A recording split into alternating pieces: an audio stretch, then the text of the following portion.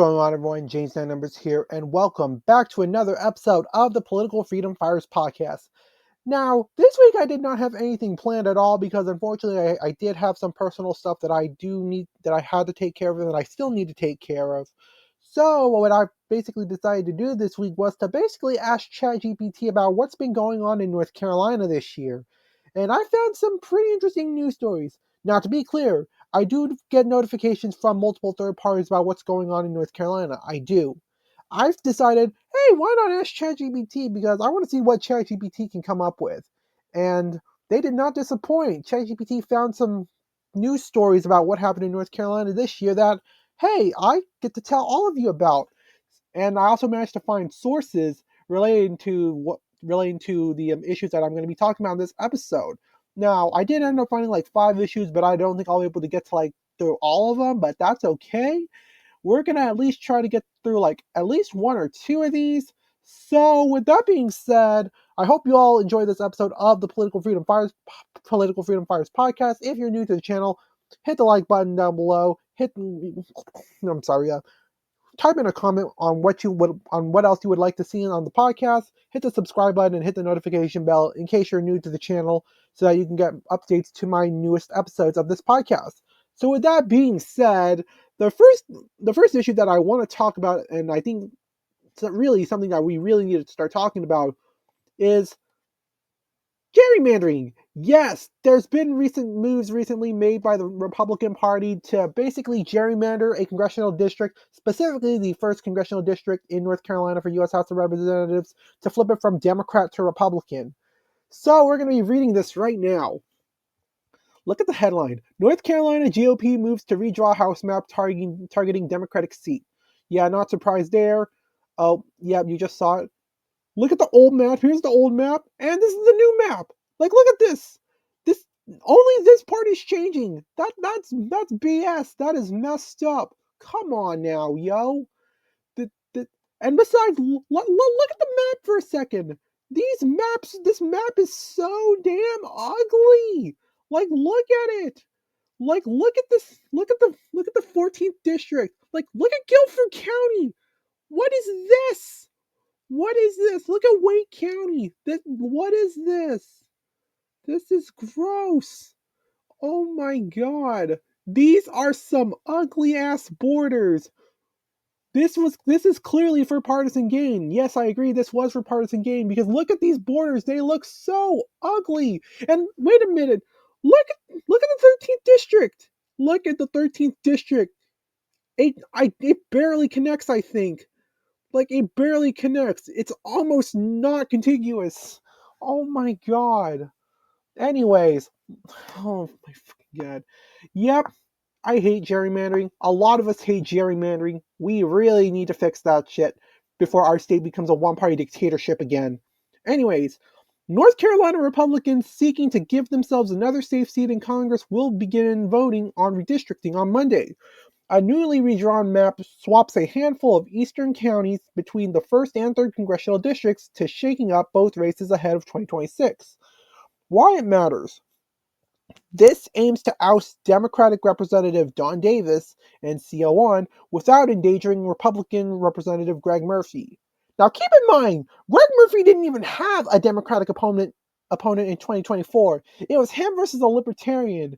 And this is also the same guy who apparently, from what I have heard, I actually learned from the Libertarian Party about, by the way, apparently Greg Murphy, back in the 2022 midterm elections, he said something about promoting rape. What? Oh my god. Come on. And even if it wasn't direct, this isn't any better. Come on now. Anyways, combined with other states' redistricting efforts, the shift could help Republicans maintain control over the U.S. House of Representatives, even if a midterm slump hits the president's party, as it often does. The intrigue: neither Davis nor Murphy has said where they'll run. Congressional representatives aren't required to live in the same district they represent. Murphy's statement says he will definitely run in 2026, but notes the proposed map splits the counties I now represent down the middle.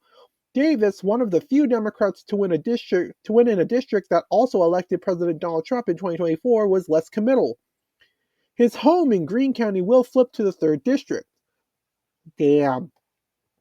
What they're saying, Davis released a statement saying he is considering every option.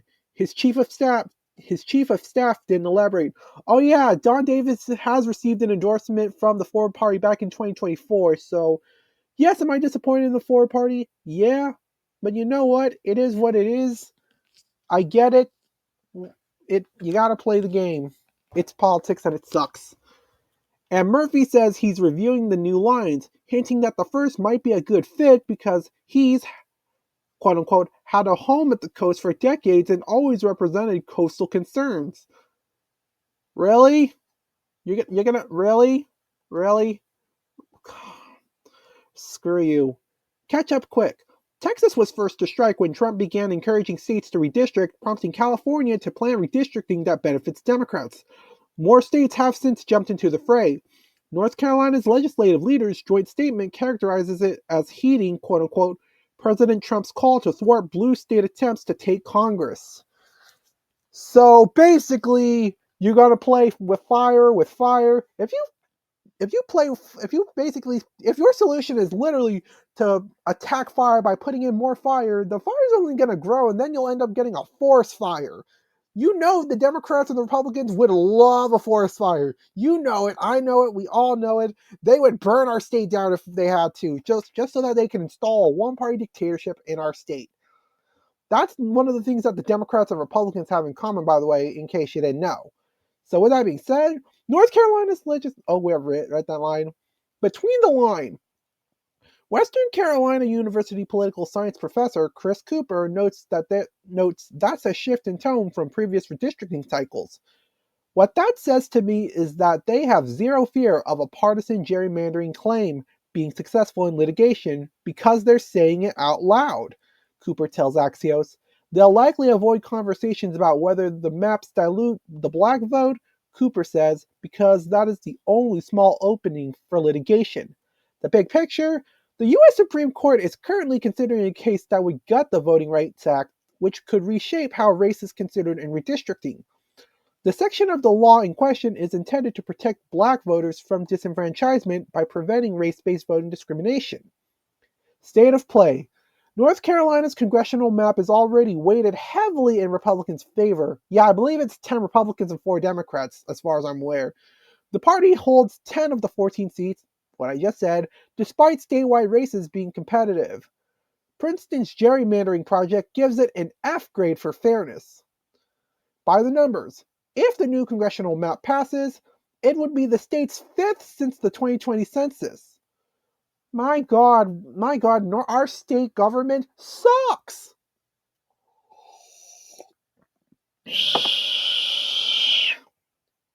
Yes, but surveys shows voters don't like that. 84% of recently surveyed North Carolinians say redrawing voting maps for partisan advantage is never acceptable, and that districts should be drawn neutrally, NC Newsline reports. Yeah, but that's never gonna happen. We are relying on politicians. That's the problem. What we're watching. Some Republicans have already launched primary campaigns. 2 candidates are on NC1 either way. Currituck County State Senator Bobby Hanig and Rocky Mount's Mayor Sandy Robertson. But Eric Rouse, a Lenora County Commissioner and the most recent to announce, would see his home shifted from NC01 to NC03. Rouse's advisor says, heck yeah, he'll run regardless of how the lines shake out. How it works.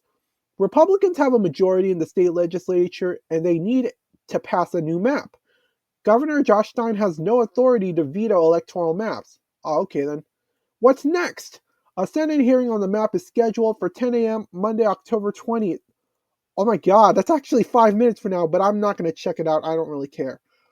Both chambers are expected to vote next week, and Democrats are rallying in opposition Tuesday, October 21st at the state capitol. So basically, what's going on right now is Republicans are trying to gerrymander a Democrat out of office and so that they can elect a Republican in. That's basically what's going on. And there is another article relating to this that I can show you. Hold on. Republicans will drop. Okay, there we go. And there is another article, this one by The Guardian. So, yeah, let's read that as well.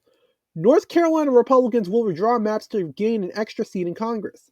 State is the latest in the U.S. conducting mid-decade gerrymandering to favor one party before the midterms. Republican leaders in North Carolina said they will redraw their state's congressional maps to add another Republican seat, becoming the latest in a growing list of states conducting mid-decade gerrymandering to favor one party before the 2026 midterms. Legislative leaders in the southern states said they would use an October legislative session to, quote-unquote, block the efforts of blue state Democrats to take control of Congress from Republicans, end quote, after Donald Trump had called on state legislators to undertake redistricting to defend their congressional majority. Yeah, wow, Donald Trump is basically, Donald Trump is basically proposing the exact same thing Shabano Duffy Millen, who is a Democrat, by the way, wanted. I think it might have been her who said that during one of the meetings at the State Board of Elections, which I wasn't there for, by the way. I believe there was a lady, a Democrat lady. It might have been Shabano Duffy Millen, but I'm not sure. That person never said the name. But apparently, from what I've heard, it could have been her. There was Shabano Duffy Millen, who I'm assuming might have said something on the lines of, if we could kick out every other party except the Democratic Party, she would do it. Wow. Already Donald Trump has proven that he is no different from Shabano Duffy Millen, Mark Elias, Tim Moore, and Phil Berger, and the two-party elite. So, thanks.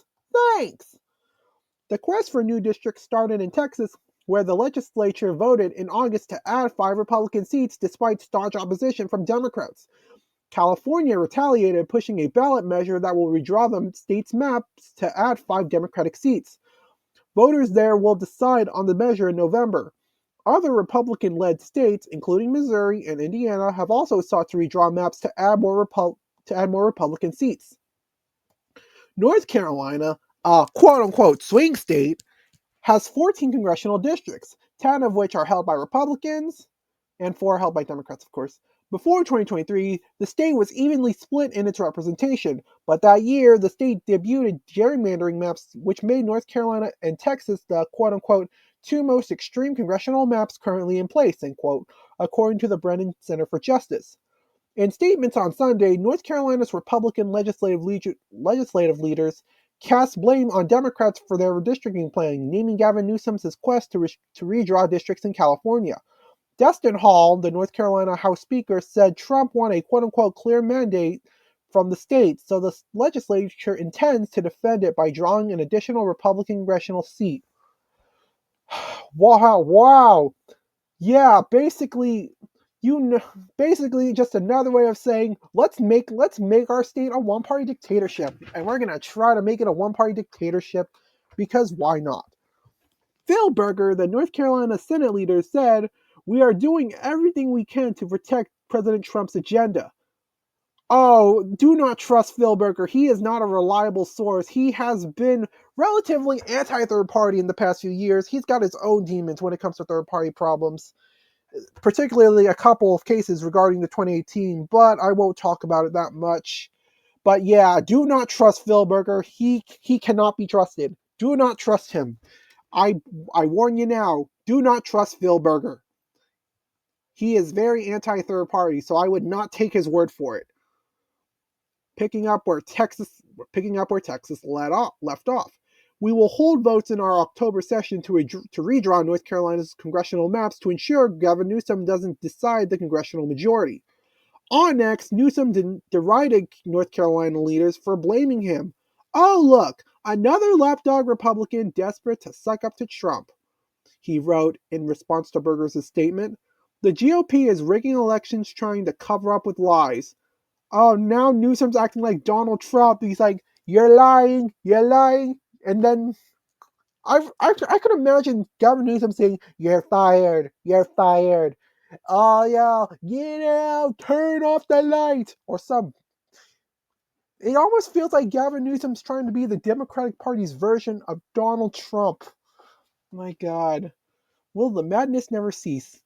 North Carolina Democrats called a rally for next Tuesday, saying, "We need to be outside the General Assembly. A seat in the U.S. House of Representatives is on the line." Yeah, do not trust the North Carolina Democrats either, especially after what they did to the Greens in 2022 and what they did to the Constitution, We the People, and Justice for All parties in 2024. Oh, yeah, and by the way, in fact, as of this video is recording, which is October 20th, 2025, I actually have a meeting with the Constitution Party later tonight. And by the time that's done, I'll probably get some information about the upcoming changes in the petitioning process that I have been talking about in the past few months. So, like, so let me tell you what's been going on with the petitioning process. One of the members of the Constitution Party has finally managed to get into contact with a member of the state legislature. We're not sure if the bill is still currently in debate. If it is, we're hoping to get a bill introduced that would basically strike down the most controversial rules that would make it harder for the petitioning process, that would make the petitioning process more difficult for third parties to get on the ballot. So I don't trust the Democrats. They are sus too. They don't trust them either. Do not trust Phil Berger. Basically, don't trust anyone. Only trust third party or independent. That's what I'm gonna say. Only trust third party or independent. Sorry about that. I needed to get that off my chest. Oh shoot, I accidentally turned off the camera. Oh my god. Anyways. Oh wow, we actually got some time left on our hands. Let's see here. Let me pull this up. Alright, the next thing I'm gonna talk about is, hold on. Yeah. The next thing I'm going to talk about is that Josh Stein has signed an executive order to create an AI oversight body plus accelerator. Yeah. And I'm like, that's interesting. An AI council? I guess it's to address concerns about AI or something. So we're going to read this for ourselves, and then I'm going to give out my opinion on it. Stein launches AI Council, paving way for a wider use of wider use of technology across NC government.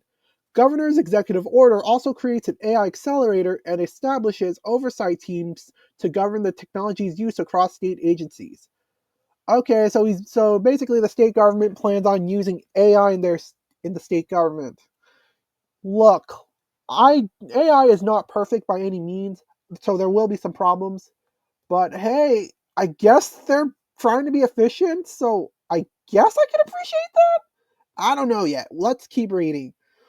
North Carolina Governor Josh Stein said Tuesday he is creating a council to study and begin using artificial intelligence within state government, signing an executive order and sketching out what he described as a years-long plan to use the technology for quote-unquote economic growth and attract innovation, end quote. So he's basically going to be using AI to potentially grow the economy. Yeah, okay, I'm a little skeptical about this.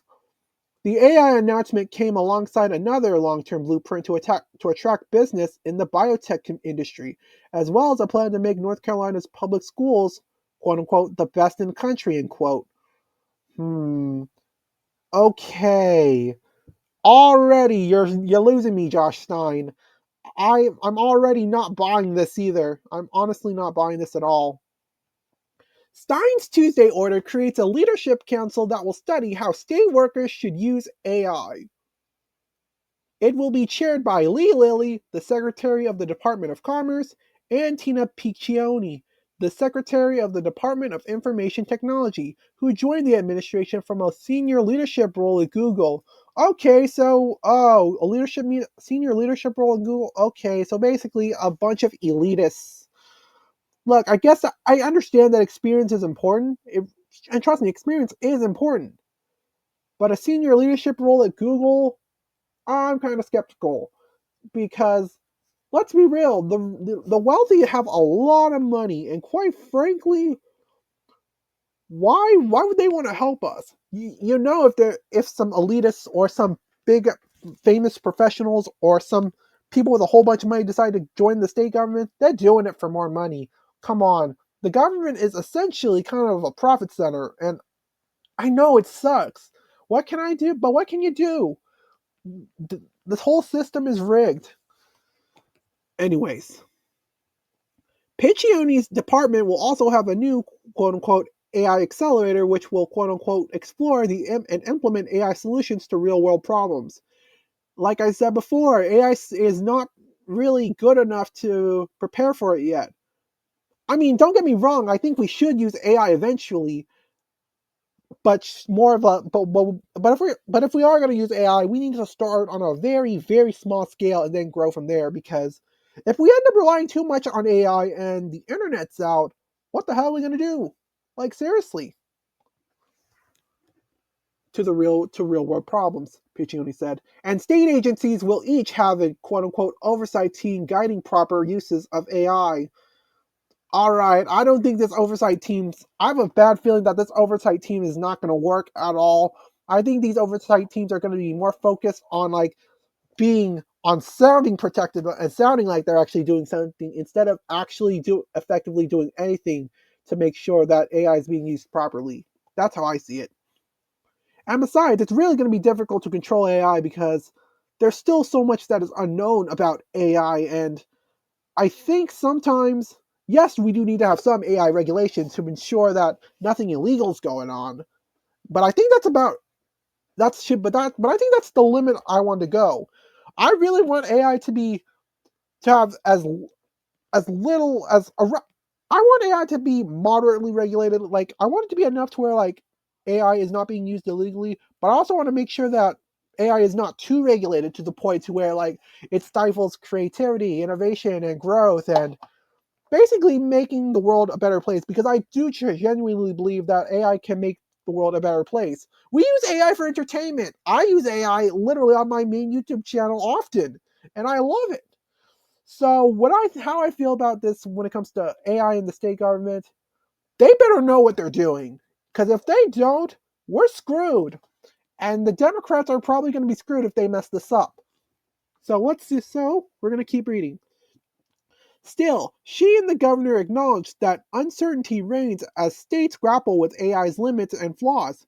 It presents serious risks alongside extraordinary possibilities, Stein said, and added that the state government had created a framework to help guide state workers on how to use or not to use the technology. He pointed to agencies like the bogged down DMV that he believes could be more efficient at getting people through the system quicker. Yeah, the DMV process is very, very slow and it sucks. I hope it works. I really, really hope it works in speeding up the DMV. I'm not sure if it can.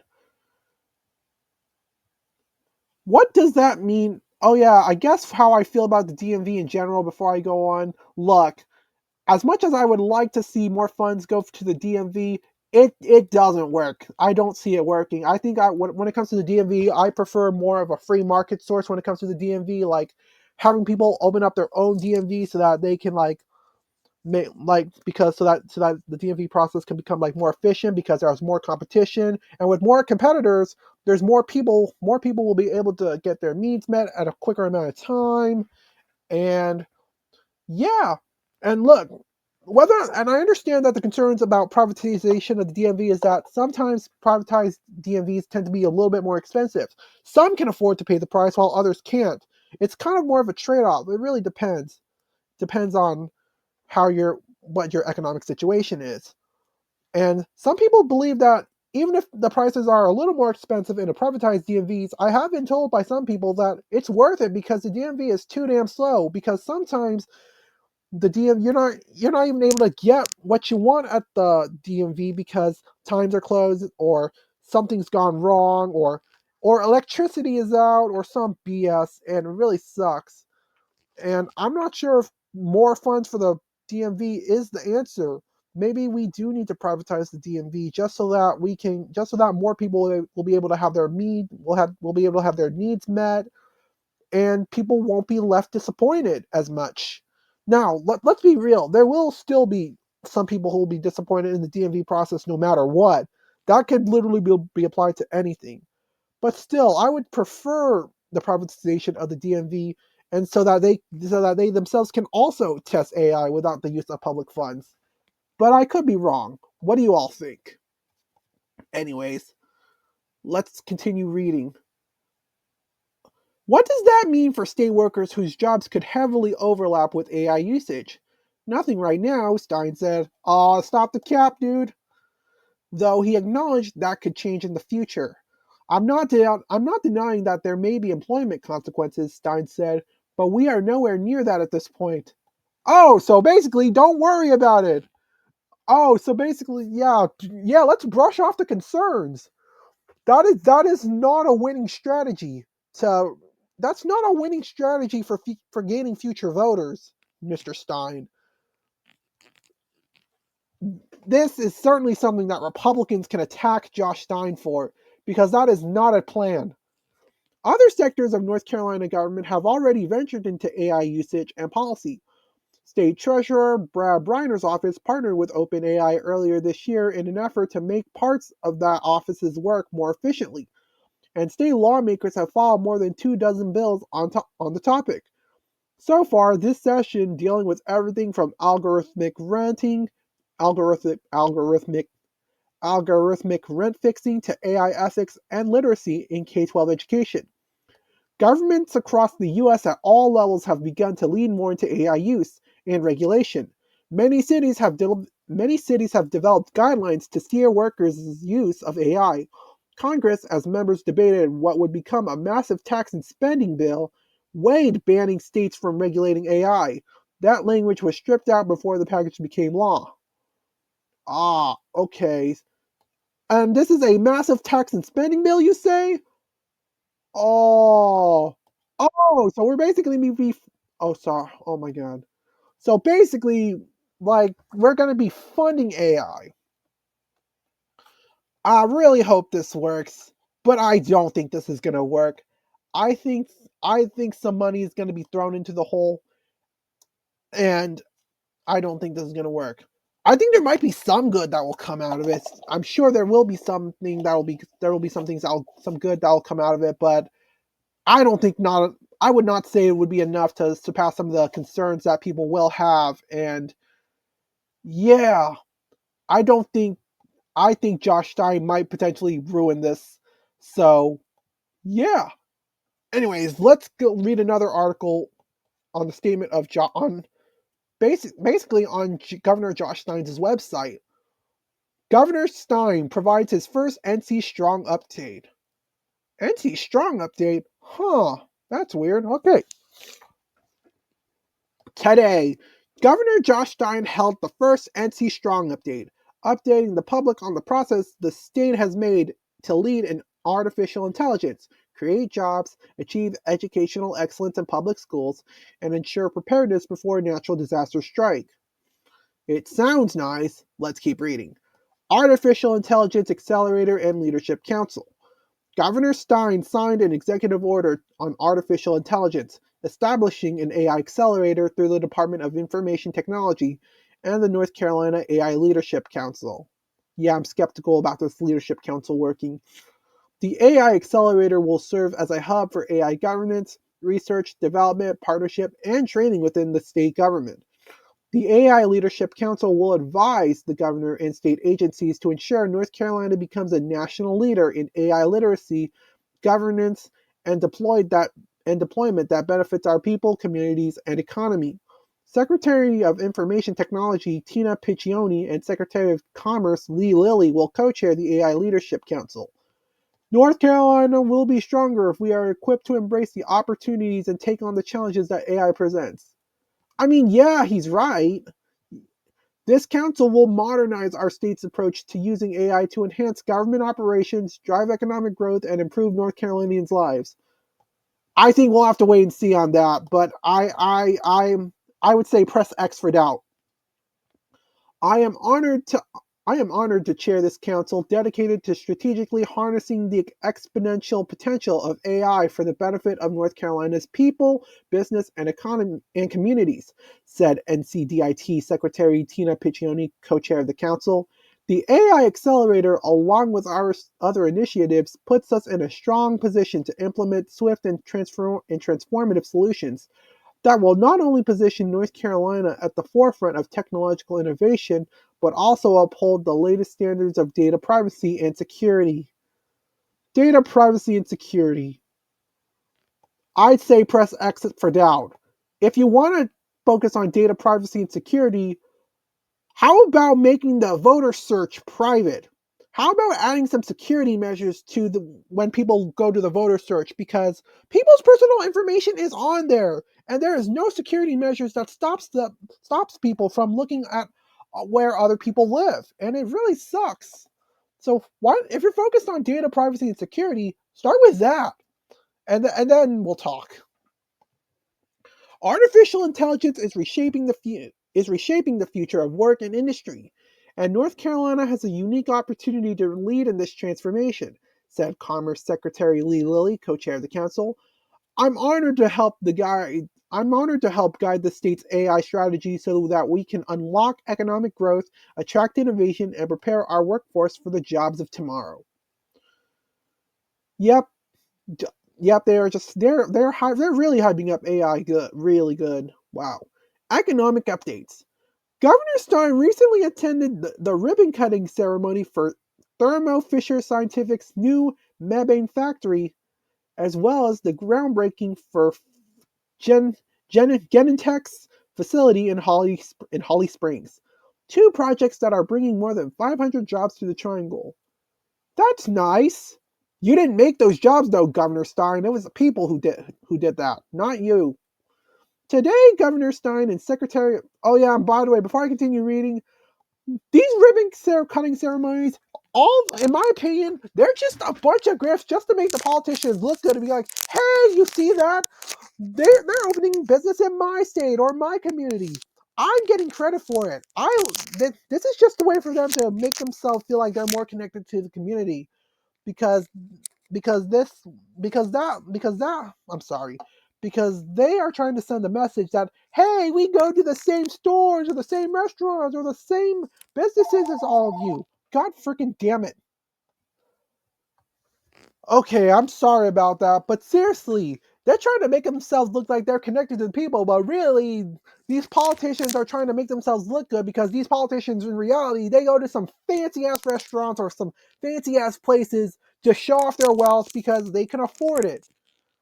Like, okay, we get it. You can stop lying. Today, Governor Josh Stein and Secretary of Commerce Lilly also highlighted the state's Strategic Economic Development Plan, which is currently seeking input from North Carolinians to chart a collaborative, forward-looking roadmap for North Carolina's economic future. Companies choose to plant and grow their roots here in North Carolina, the top state for business. Yes, we get it. We're the top state for business. We've been that way in 3 of the last 4 years. We get it. Because of our world-class workforce.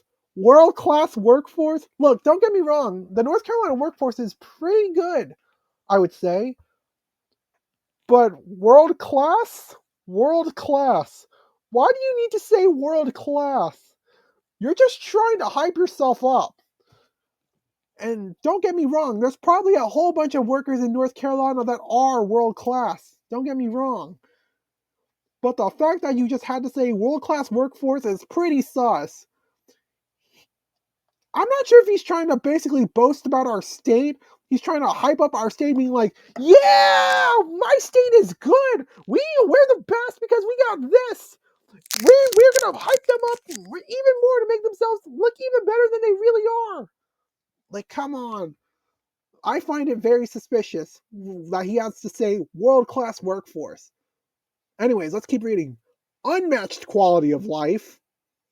Unmatched quality of life. I'm pretty sure there's some other states out there that are in other countries out there that could probably match North Carolina.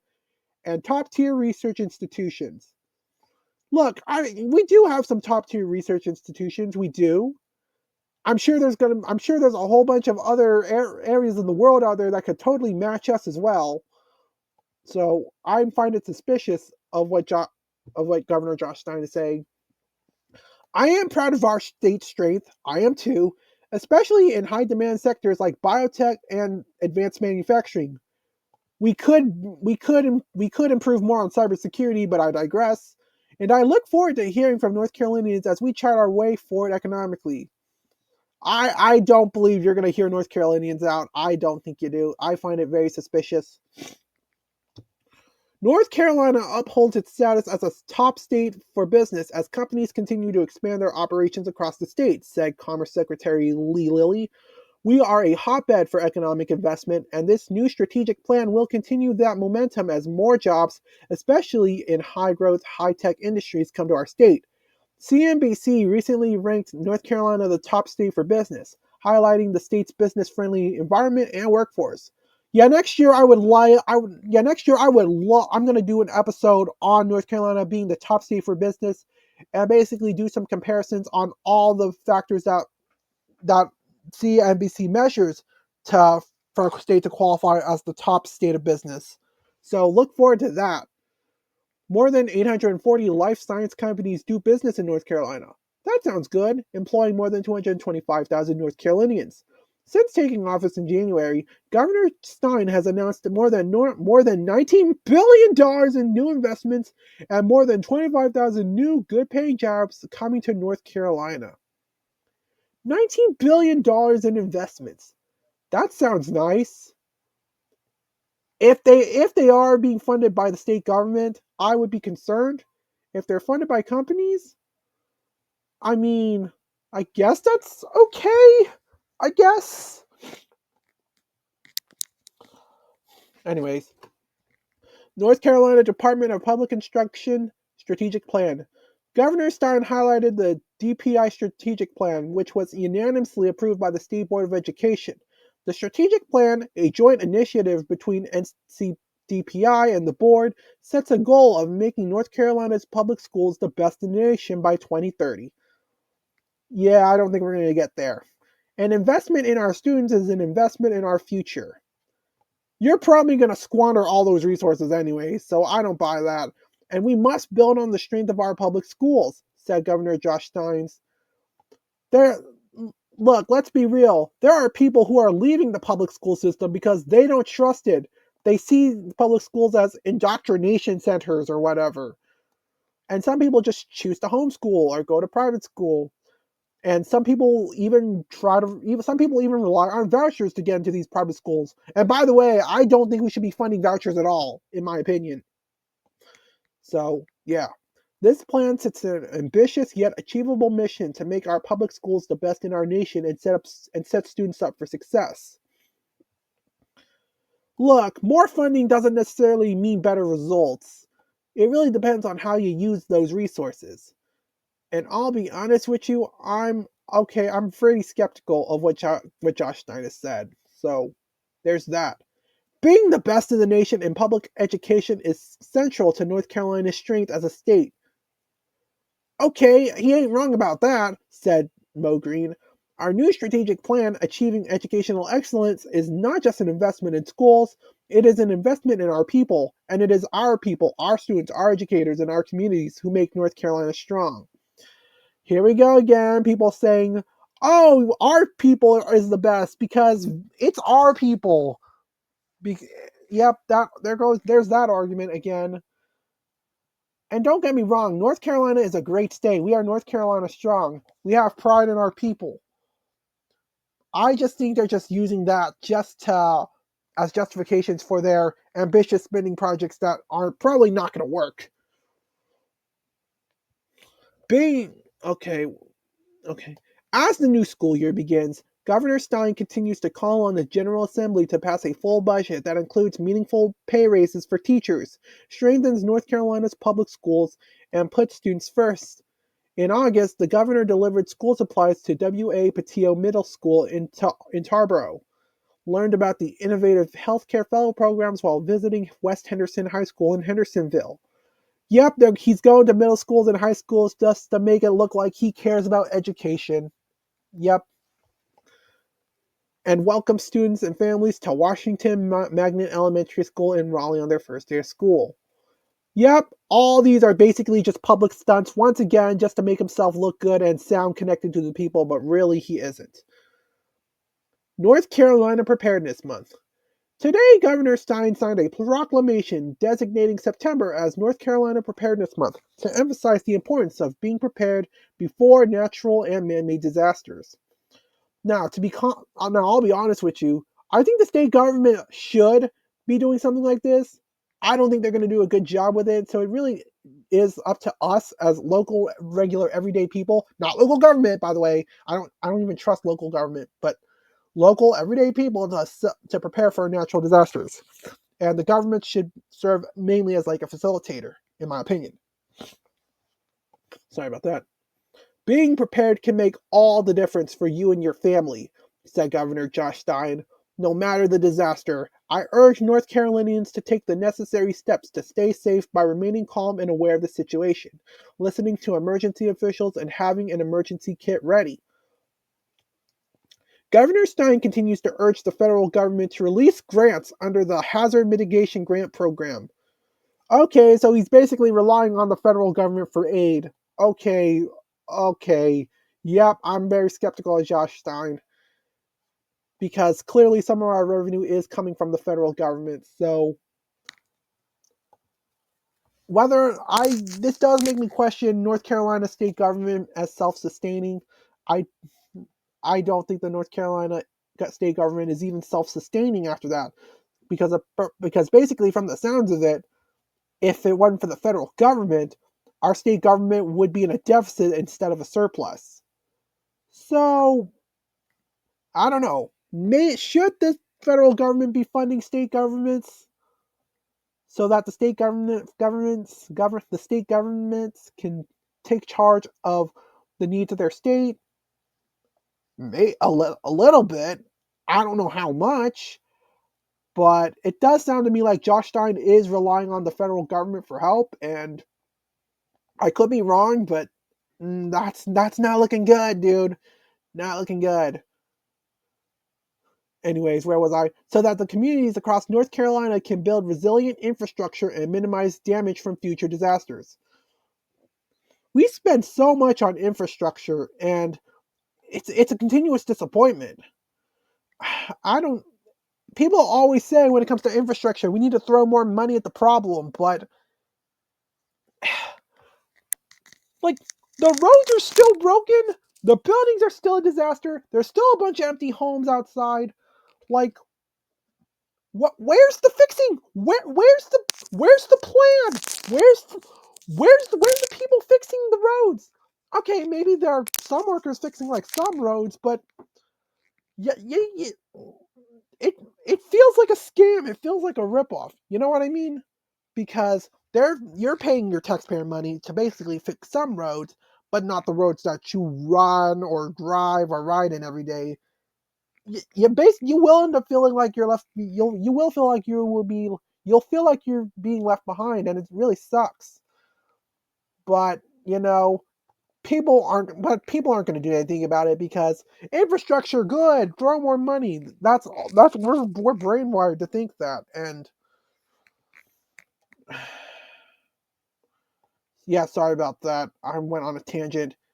During hurricane season, the governor published an op-ed and held a media briefing offering tips to prepare for severe weather. Okay, so he served as like a facilitator. Alright, that's fine. Alright, let me stop sharing. And let me pull up the proclamation. Alright, let's see this proclamation. Governor Stein proclaims North Carolina Preparedness Month. Okay, so this is in relation to the natural disasters thing. Okay. Whereas North Carolina's weather in 2024 featured the costliest and deadliest tropical storm in our state's history, and last year alone, North Carolina experienced severe thunderstorms with hail and damaging winds resulting in a record number of 42 confirmed tornadoes. 42! Oh my god. Whereas in 2024, the North Carolina experienced record heat, deadly storms, and extreme weather resulting in more than 44,600 emergency departments visits for heat-related illnesses, including 397 cases of heat strokes, plus more than 100 deaths from Hurricane Helene. And whereas over the past 20 years, North Carolina has been impacted by 40% more tropical storms per year than the long-term average for 1850 to 2019. Oh my god. Meaning that the state has been hit by around 15 more storm systems than average during the past 2 decades.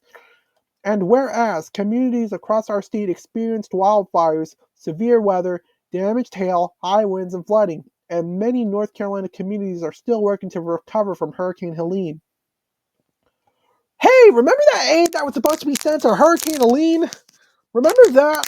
Remember the aid that was sent by the Republican state legislature? Where did that money go? Where did the money go? If people are still struggling after Hurricane Helene, then clearly that whatever package that the Republican state legislature sent to Western North Carolina, that money didn't do crap. Wow. Wow. Just wow. So basically, so much for fiscal responsibility, am I right? Whereas every community, business, friend, family, and person in North Carolina must be ready for natural and man-made disasters, including tornadoes, floodings, and hurricanes and public disturbances that might disrupt normal daily activities, and whereas all North Carolinians can take a few simple steps, making a family disaster plan, creating an emergency supply kit, and staying informed, to help make preparedness and personal responsibility a priority in every community.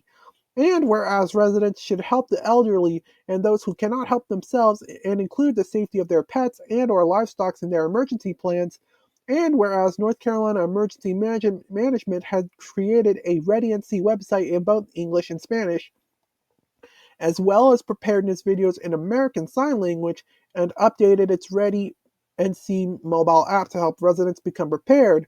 So many whereas, by the way. And whereas the North Carolina Departments of Public Safety and Health and Human Services, the North Carolina Emergency Management Association, Citizen Corps, and the United States Department of Homeland Security have collaborated to recognize September as Preparedness Month to inform and educate North Carolinians about the importance of being prepared. Okay, declaring a month as Preparedness Month doesn't sound bad in theory.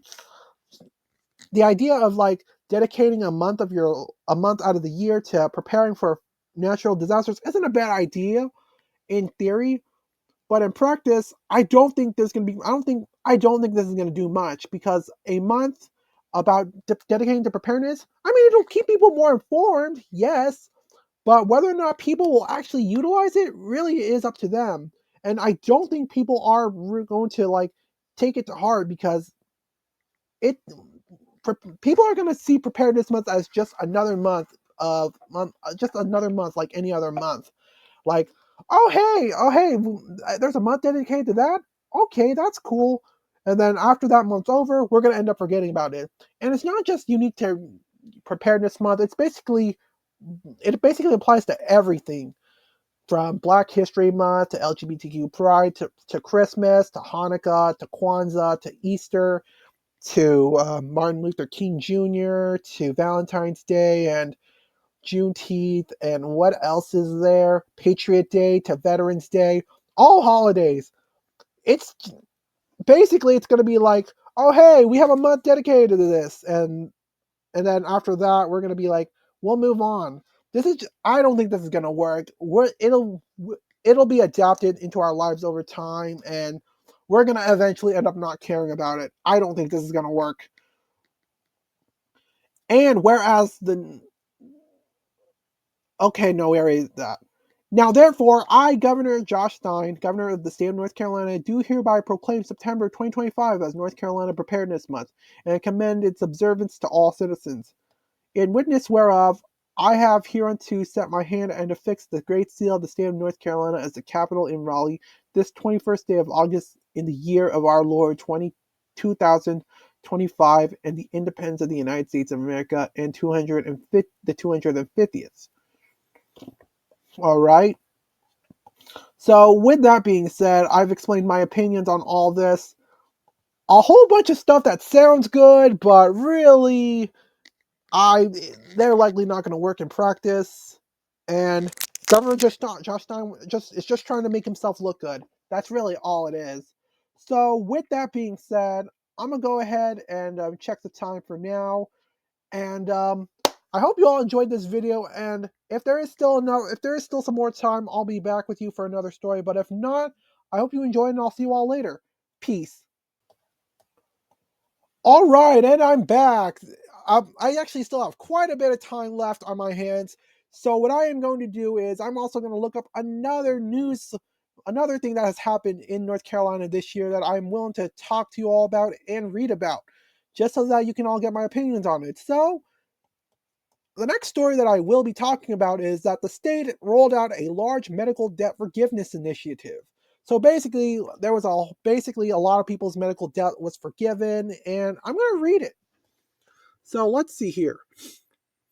Okay, I'm going to need to scroll up. What's coming for 2025? NC Health News reporters looked ahead into health policy for the new year. A whole bunch of authors. The new administration in Washington will be setting the tone for what could be radically different health policies in the coming year, how this will affect North Carolina. Trump administration could test Medicaid expansion in its second year. Oh, so Trump's trying to expand Medicaid? Wait, really? Trump's expanding Medicaid? Wow. All right. I'm sorry. When we last gave our predictions of our issues we'd be following in the coming year, I wrote that North Carolina had yet to see the true impact of what was perhaps the state's biggest health story of 2023, the decade in the making passage of Medicaid expansion. It's been a little over a year since the measure took effect, and we now have a clearer picture of what it's accomplished. More than 600,000 low-income North Carolinians received health insurance through expansion, surpassing in just 12 months a milestone the state estimated would take at least 2 years to reach. But in the wake of November's election, outgoing Governor Roy Cooper and others who fought for the expansion feared its success could be undone by President-elect Donald Trump. Some cabinet nominees for Trump's second administration have expressed interest in reducing or eliminating federal funding from Medicaid to make up the revenue lost by anticipated tax cuts. Okay, let me give you my opinion on what I'm reading so far. Yay, Medicaid cuts! Boo, tax cuts. That's my opinion. There have also been calls to compel participants to work for their benefits. It really does depend on the person. If you do have the means to work for your benefits, then you should be able to. But if you can't, I can understand the concern, and you shouldn't have to. It really depends on the person. It really does. We'll be closely following the incoming administration's movements on Medicaid and related health policies in the weeks and months ahead. You can also expect to see more reporting on the plight of rural communities in western North Carolina that have only just begun their long road to recovery from Helene. Again, another story about Helene, also once again saying that whatever money that the state legislature sent to western North Carolina has not worked at all. So really, I would be skeptical of the state government sending more money to western North Carolina. People are fleeing western North Carolina for opportunities elsewhere. This is bad. As far as I'm aware, western North Carolina is very red. So if there are Republicans fleeing, maybe this western North Carolina could be a little more competitive. But obviously that depends on the people, of course. Depends on the people who are fleeing western North Carolina. Tracking the evolution of multiple environmental health issues statewide. In 2025, North Carolina Health News' environmental coverage will include tracking the spread of the highly pathogenic avian influenza, commonly known as bird flu. Bird flu? Damn. We'll follow this evolving story as the disease has spread to cattle and humans, according to our coverage of the ongoing outbreak that spread across the world in the animal kingdom. States from California to Texas have reported contamination among commercial cattle herds and people with 64 confirmed human cases. The CDC also reported that one person was hospitalized in Louisiana recently with a severe case. We also will continue to track water-related issues such as discoveries of microplastic contamination in creeks and rivers across the state and the ongoing saga of contamination by so-called forever chemicals. The North Carolina Environmental Management Commission is expected to set groundwater standards for 3 PFAS, PFOA, PFAS, and Gen X. Nice. In 2025. Earlier this year, the North Carolina Department of Environmental Quality and Advocates asked for the commission to follow the EPA's lead and set standards for 8 PFAs. We will keep an eye on western North Carolina's Helene recovery, including in Mitchell County, where the town of Spruce Pine continues efforts to restore its wastewater treatment facility, as well as monitoring the massive storm debris cleanup underway across the region. Thus far, more than 500,000 cubic yards of waste has been removed from Buncombe County, including from the town of Black Mountain and the city of Asheville, according to information provided by Buncombe County. Another thing we'll follow is how cities across the state address extreme heat. In 2024, we reported on the urban heat island effect in Durham and Charlotte and the steps these two cities are taking to protect their most vulnerable populations as periods of extreme heat become more frequent and intense. Okay. Lawmakers will need to address funding for childcare centers. All right. We're back to healthcare now. Funding for childcare will likely take center stage in legislative discussions once more in 2025, with providers expecting to reach another financial cliff in March. The legislature passed $33 million in funding in late November to keep child care centers afloat until March. $33 million? And only until March? Holy crap, that's a lot of money. Could you imagine what we could all do with $33 million? We would do a much better job than the legislature can. When the legislature will be back full time for the long legislative... Oh my god, come on. Again, I'm sorry about that. Gosh, I hate recording in the morning because I often get phone calls and it really pisses me off. But anyways, back to what I was reading. When the legislature will be back full time for the long legislative work session that takes place in the years after biennial elections. House Representative Donnie Lambeth, Republican from Winston-Salem, said lawmakers have been working with the industry and looking at creative models in the time away from the General Assembly in Raleigh. Yeah, maybe he did, but I don't buy it. Senate Healthcare Committee co-chair Jim Bergen, from a Republican from Angier, I hope I'm pronouncing that right. I might be not, I'm so sorry, said all the health policy chairs will gather during the early part of the 2025 legislative session to come up with a long-term plan to support child care centers. We'll see what happens. I am very skeptical that whatever plan they'll come up with will work in the first place.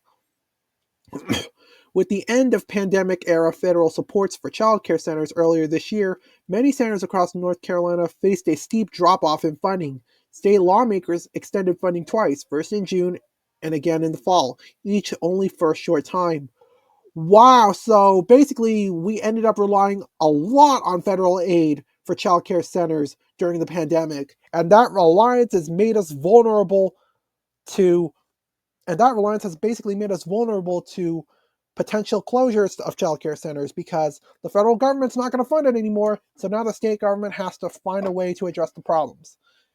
And let's be real, some childcare centers will end up being lost from this. And there's not going to be much we can do about those.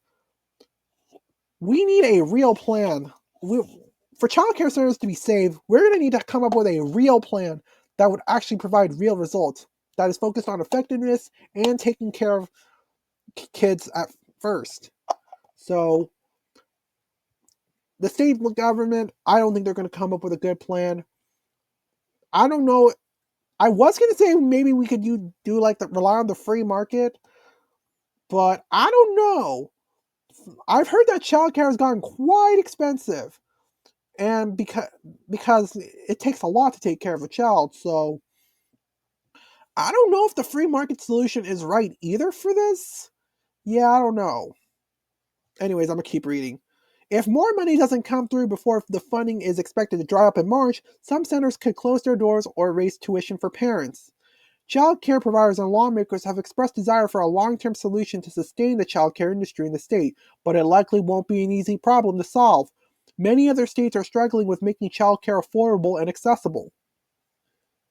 The National Conference of State Legislatures forecasts that child care will be a hot topic for many state legislatures in 2025.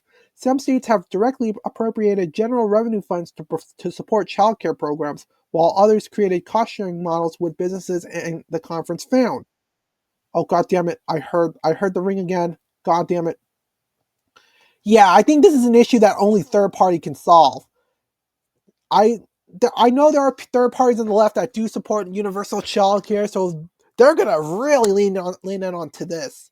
Meanwhile, right-wing parties such as the Constitution Party will also probably take focus on childcare as well because of the idea of the family unit and all that stuff. So yeah, I think this is something that third parties across the spectrum can take advantage of.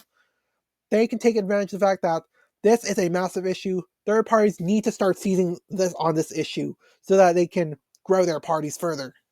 They really got to seize the moment. Still, others funded efforts to make staff in licensed childcare programs eligible for prioritized for childcare subsidies for their own children. The National Conference of State Legislatures also predicted addressing the healthcare workforce shortage as another top issue for state legislatures next year. Researchers are predicting North Carolina could be short 21,000 nurses within a decade.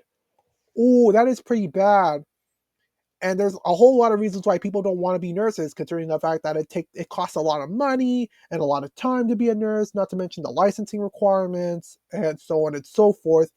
And not a lot of people feel like helping other people. I don't know why. I guess that's how I feel. The thing is, it costs way too much to be a damn doctor, and sometimes it's not even worth it too because you have to pay off loans and so on and so forth. And really, there's also a lot of people that are generally just not interested in the healthcare field. Maybe because it's too hard, or it's it it involves skills that they don't like doing, and in some occupations, it's got some jobs in the medical industry are going to be very, very dirty, and cleanliness is going to be a massive requirement. Again, I think this is an issue that only third parties can solve. So third parties have got to hold on to these issues and hold them tight and come up with solutions. I'd say we can't rely on the Democrats or Republicans on these issues at all in particular, because they're not going to solve it. Okay, this article does seem like it's going to go on for a very, very, very long time, and we don't have enough time for it. So let me exit that out, and let me go on to like the real story that I was going to talk about in the first place.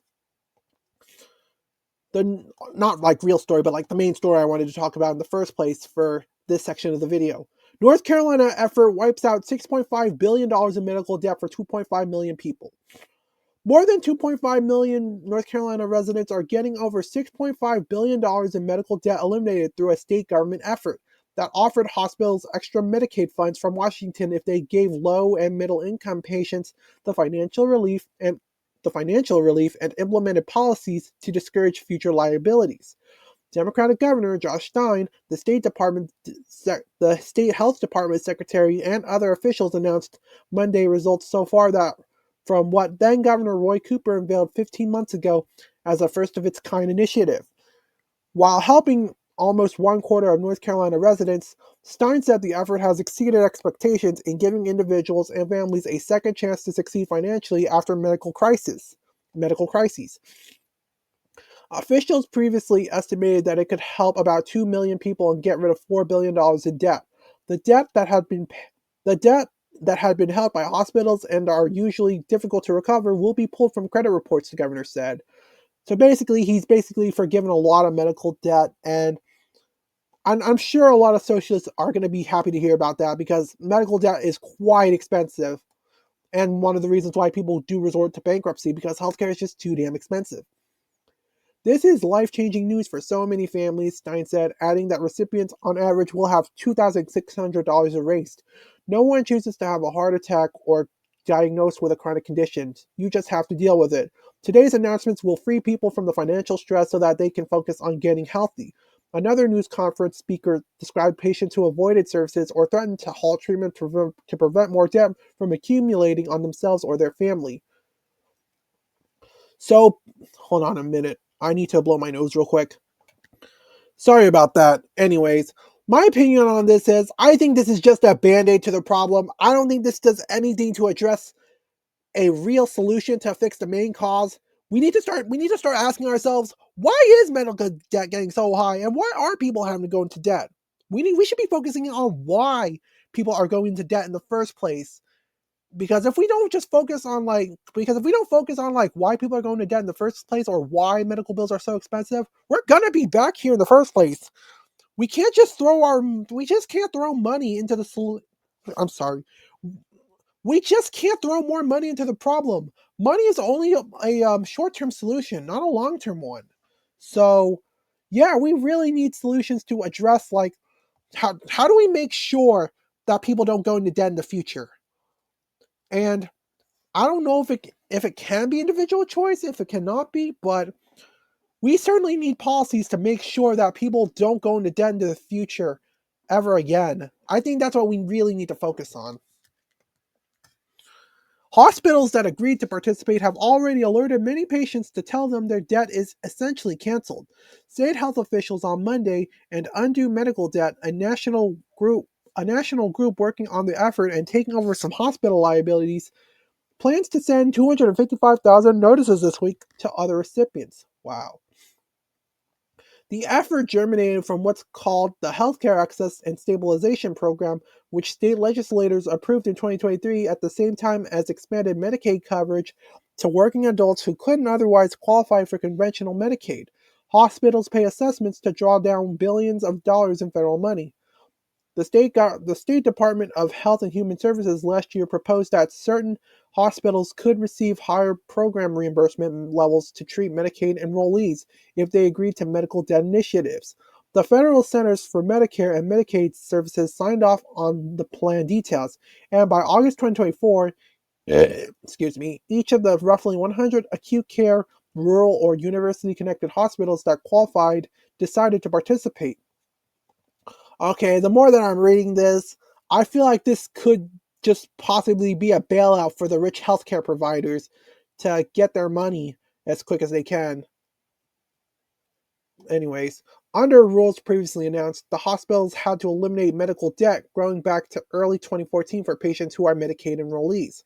They also would later have to eliminate other debt for non enrollees based on income levels, and the hospitals were directed to discourage debt by doing things like automatically enrolling people in charity care programs or curbing certain debt collection practices. The $6.5 billion figure includes debt relieved directly through the initiative and through hospital policy changes to implement it, Stein's office said. Other state and local governments have tapped into federal American Rescue Plan funds. The American Rescue Plan. Remember when Democrats talked about it? People, and then they soon eventually stopped talking about it because it didn't work.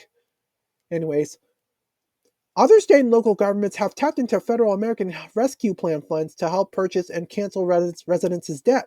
Arizona Governor Katie Hobbs announced in July that $429 million in medical debt had been erased for more than 352,000 state residents. North Carolina's approach is completely unique, said Jose Penabad, the Undo Medical Debt Vice Chair. Several states are following North Carolina's use of Medicaid incentives closely, he added. North Carolina debt eradication exceeded initial estimates in part because patients outside the population being targeted also had their debt eliminated, Stein said. Hospitals, for example, sometimes have eliminated debt for patients incurred at associated physician practices, and Jonathan Kapler, a state deputy health secretary, said, more debt will be eliminated in the future, he added. State Health Secretary Dr. Dev Sangvi told reporters the law approved by Congress in July that made cuts and policy changes to Medicaid won't immediately affect the debt elimination initiative. Some hospitals were initially hesitant about the debt relief initiative because the new requirements were being placed upon the reimbursements. Okay, Cooper said last year. The North Carolina Healthcare Association, which lobbies for nonprofit and for-profit hospitals, said Monday in a statement that it's concerned recent and proposed government policies could add financial pressures that prevent hospitals from expanding programs to help low-income patients. And that's about it. So basically, a lot of medical debt was forgiven. There seems to be some strings attached to this debt, to some of the debt that's being forgiven, and this could just be a bailout for the rich healthcare providers to make even more money, because this bill does this medical debt forgiveness thing. It doesn't. From how I see it, it doesn't address the real concerns as to what's causing people to go into debt in the first place, or why people are having to go into debt in the first place. And I think we're going to be back in the same situation in a few years' time. So, with that being said, I think that's going to be it for now. I hope you all enjoyed, and I'll see you all later. Peace.